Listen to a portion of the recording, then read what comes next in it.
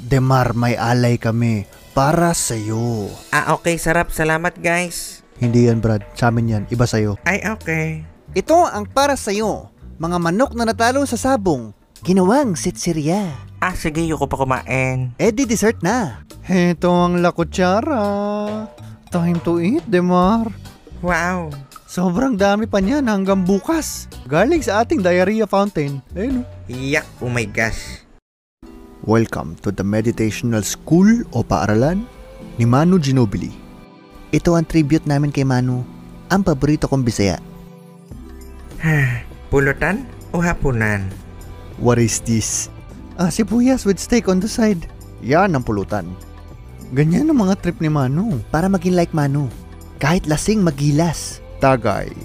Pastilan, puro kayo pulutan. Hindi ganyan si Manu. Suri na. Uy, kalbo. Yung lugo, parang ulo mo. Kalbo ka rin, Manu. O nga pala no. Anyway, tikman mo na lang to. Magkabuhok ka pagkatapos garantisado. Kahit orasan mo pa. Sige. Start! Okay, Gim. Natutuhan ko to kay Lebron. Magkakabuka. Tingnan mo si Lebron, may buhok na. O tapos, ito sukle. Manu, bakit may buhok sa kanin ko? O sabi sa'yo eh. Walang iya ka.